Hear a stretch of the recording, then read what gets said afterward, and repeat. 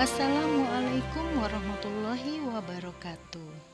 Bertemu kembali pada video pembelajaran tematik kelas 5. Kali ini kita akan membahas materi tema 4, subtema 2, pembelajaran 2. Adapun uraian materinya adalah perbedaan pantun dan syair, gangguan kesehatan pada darah manusia, serta properti, tata rias, dan busana tarik kreasi. Baiklah, kita akan mulai membahas materi ini satu persatu. Perbedaan pantun dan syair. Ingatlah kembali ciri-ciri pantun. Tahukah kalian tentang syair? Pantun dan syair berisi pesan atau nasihat yang ingin disampaikan pembuatnya. Berikut adalah ciri-ciri pantun dan syair.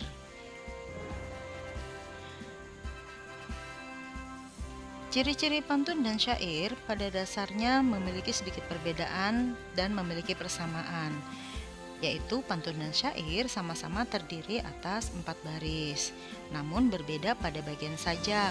Pantun bersajak ABAB, sedangkan syair bersajak AAAA. Pada pantun dan syair, tiap barisnya terdiri 8-12 suku kata. Namun pada isi pantun terdapat pada baris ketiga dan keempat, sedangkan pada syair semua baris merupakan isi. Perhatikan contoh berikut. Ditampilkan sebuah contoh pantun, yaitu tinggi kokoh berdiri gagah, tumbuh besar si pohon jati, lebih baik kita mencegah daripada mengobati. Nah, dari contoh ini kita dapat melihat bahwa isi dari pantun terdapat pada baris ketiga dan baris keempat, sedangkan baris pertama dan kedua merupakan sampiran. Sekarang kita lihat contoh syair. Jagalah kesehatanmu, jagalah makananmu, agar selamat hidupmu hingga di hari tuamu. Nah, dari contoh tersebut kita dapat melihat bahwa syair bersajak A, A, A, A. Dan kalau kita melihat isinya dibandingkan dengan pantun, pada syair seluruh barisan merupakan isi.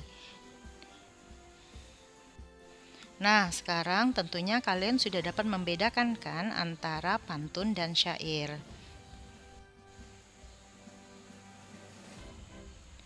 Gangguan kesehatan pada darah manusia. Pada pembelajaran sebelumnya, kalian telah belajar tentang gangguan kesehatan pada jantung dan pembuluh darah. Pada pembelajaran kali ini, kalian akan belajar tentang gangguan kesehatan pada darah. Gangguan kesehatan pada darah dapat disebabkan oleh faktor keturunan dan non-keturunan. Berikut merupakan contoh gangguan kesehatan pada darah manusia non-keturunan. Yang pertama adalah anemia. Anemia merupakan penyakit yang disebabkan oleh kekurangan sel darah merah dalam tubuh.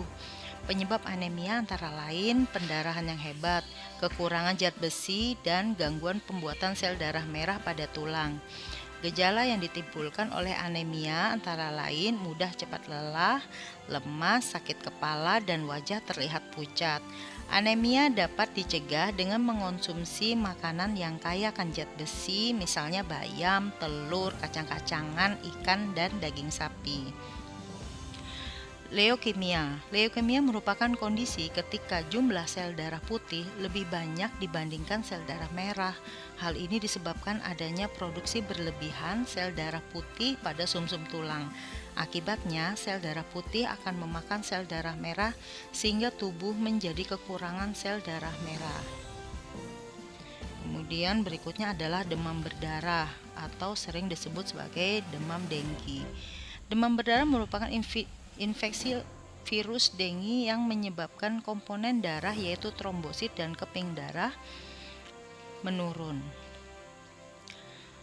Jumlah trombosit pada sel darah putih menurun akibat infeksi tersebut. Penderita demam berdarah dapat mengalami pendarahan. Penderita demam berdarah harus segera dibawa ke dokter untuk mendapatkan pengobatan.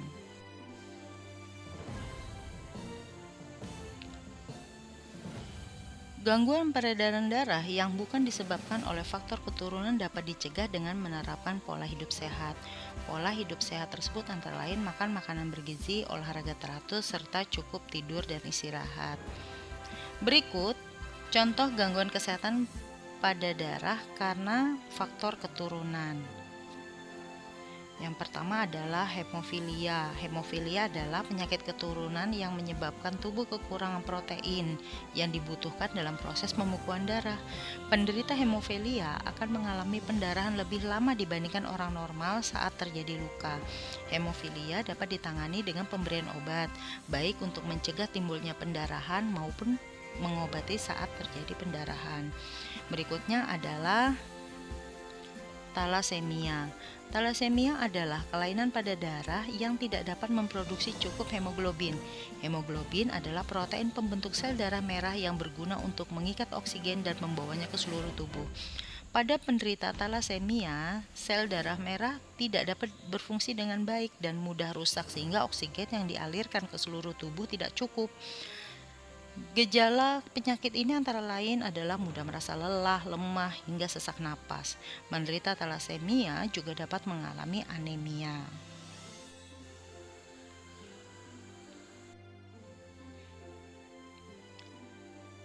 Sebelumnya kalian sudah mempelajari properti tari.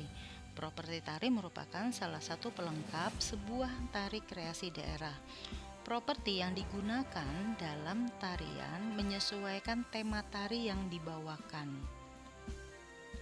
Properti tari berfungsi membantu menegaskan makna dalam tari dan membuat tarian lebih banyak.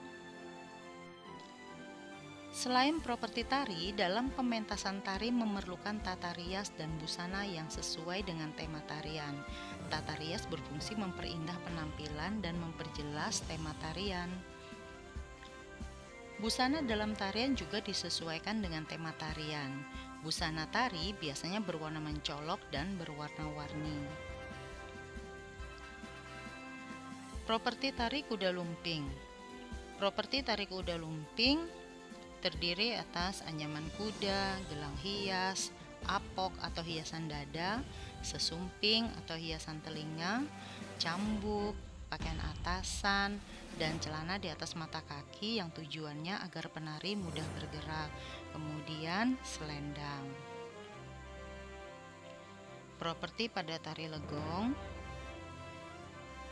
Yang pertama adalah kipas, kemudian gelungan legong, sambeh bintang.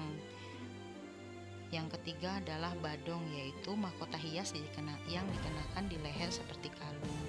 Kemudian yang keempat gelang, dan yang kelima adalah udeng. Properti tari merak.